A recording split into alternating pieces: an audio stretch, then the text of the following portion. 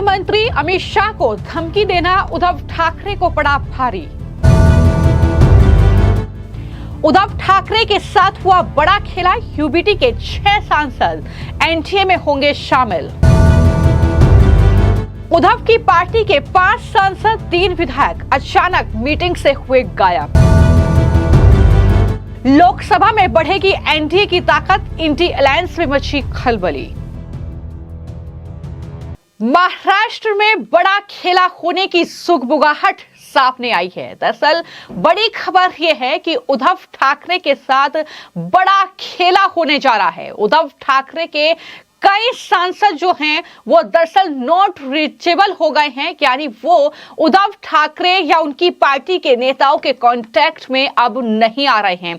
तो ऐसे में यह अंदेशा लगाया जा रहा है कि दरअसल उद्धव ठाकरे की पार्टी के ये गायब सांसद जो हैं वो जल्द ही एनडीए का रुख कर सकते हैं। और इसको लेकर लगातार दावा भी जो है शिवसेना के नेता कर रहे थे। राहुल सेवाले ने हाल ही में यह दावा किया था कि महाराष्ट्र में 23 जनवरी के बाद बड़ा भूकंप आएगा। तो ऐसे में सवाल यह है कि क्या यही वो भूकंप है जब यह कहा जा रहा है कि उद्धव ठाकरे की पार्टी के 5 सांसद ऐसे हैं जो कि नॉट रीचेबल हो गए हैं, जो मीटिंग में नहीं पहुंचे हैं। तो ऐसे में क्या शिंदे और फडणवीस मिलकर उद्धव ठाकरे के साथ कोई बड़ा खेला करने वाले हैं? ये कहीं ना कहीं सवाल उठने शुरू हो गए हैं। बता दें कि शिवसेना यूबीटी की मीटिंग में 10 नेता कुल नहीं पहुंचे थे, जिसमें 5 सांसद, 3 विधायक और 2 पूर्व विधायक नेता शामिल थे। ये जानकारी निकलकर सामने आई। इसके बाद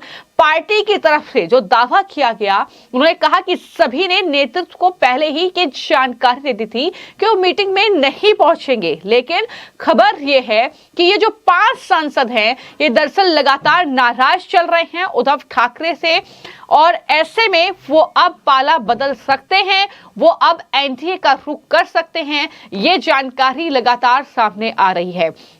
तो मीडिया में 10 नेताओं को गैर हाजिर रहने के बाद अब पार्टी के पास जो है जाहिर तौर पर ये सांसद नॉट रीचेबल बताए जा रहे हैं, यानी अब उद्धव ठाकरे के कांटेक्ट में ये नेता नहीं है। तो ऐसे में लगातार अब ये अंदेशा लगाया जा रहा है कि उद्धव ठाकरे जिस तरीके से विधानसभा का चुनाव हारे हैं, जो उनका चुनावी परफॉर्मेंस रहा है, उसे देखते हुए अब जो उद्धव ठाकरे की पार्टी के नेता हैं, जो खासतौर पर सांसद हैं, विधायक हैं, वो अब अपना पाला बदल रहे हैं, क्योंकि वो अब शिंदे गुट को मजबूत मान रहे हैं। तो ऐसे में या तो वो बीजेपी का रुख कर रहे हैं या फिर वो अपनी ही जो दूसरी पार्टी है कह सकते हैं, यानी 2 धड़ों में ये पार्टी बटी थी, तो ऐसे में वो शिंदे गुट का रुख कर रहे हैं।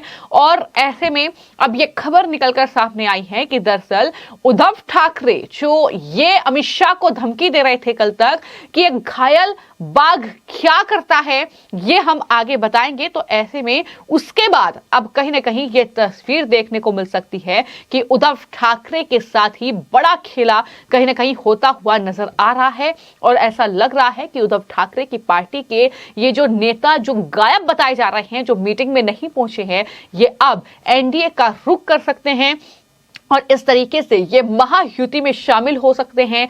ये लगातार खबरें सामने आ रही है।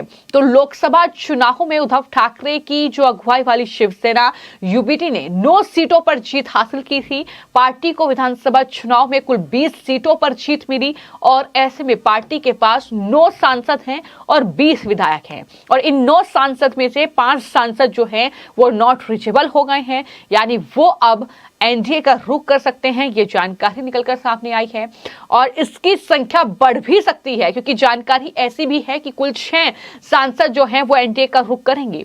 हालांकि वहीं पर 20 विधायक हैं और विधायकों में से कई विधायक जो हैं लगातार उद्धव ठाकरे से नाराज भी चल रहे हैं। तो बाला साहेब ठाकरे की जयंती पर उद्धव ठाकरे ने यह कहा था कि गद्दारों को दफनाकर दम लूंगा। उन्होंने ये भी कहा था कि अगर बाला साहेब ठाकरे होते तो मेरी पीठ ठोकते।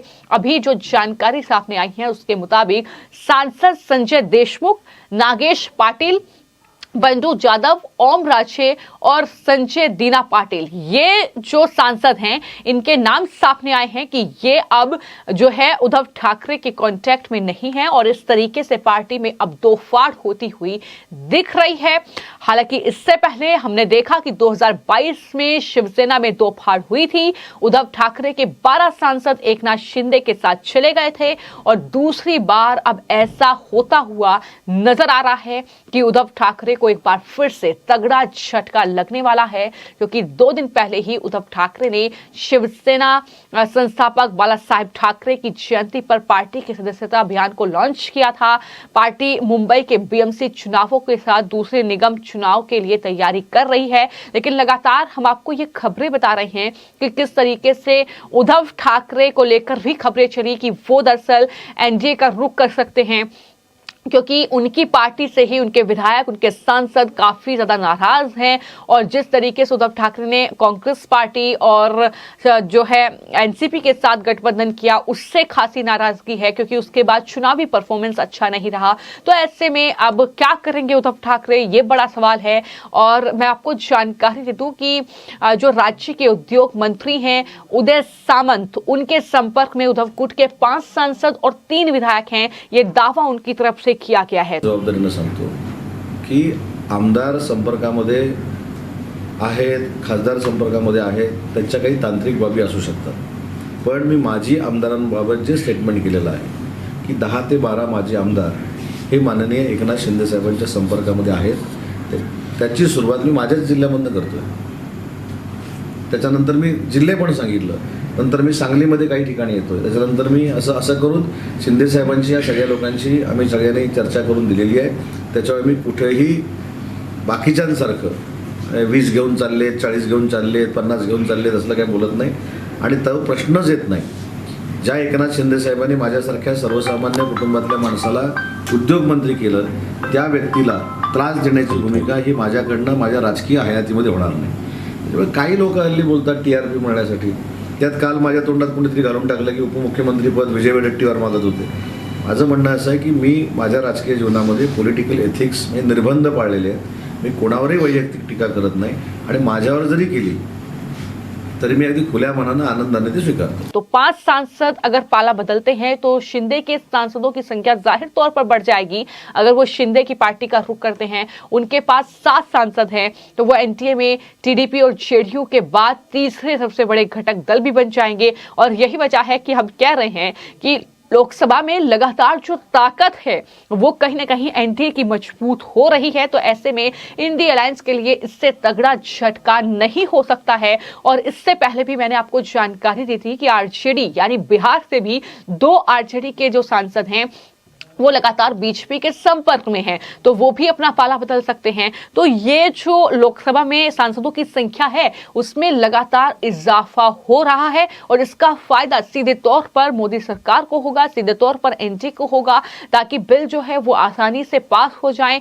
जितने वोट जो है एनडीए के पास रहेंगे तो उतना फायदा उनको होगा। तो यही वजह है कि ये खबर जो है वो उद्धव ठाकरे के लिए बहुत तगड़ा झटका है, क्योंकि बीएमसी का चुनाव है, एक अच्छा खासा वोट बैंक लेकर ही कोई भी नेता किसी राजनीतिक दल में जाता है। तो ऐसे में और अगर वैसे देखा जाए लोकसभा के लिहाज से तो जाहिर तौर पर ये इंडिया अलायंस के लिए तगड़ा झटका हो सकता है कि अगर इतनी बड़ी संख्या में ये सांसद अपना पाला बदलते हैं। तो फिलहाल आपकी इस खबर को लेकर क्या राय है हमें कमेंट बॉक्स में जरूर लिखें। धन्यवाद।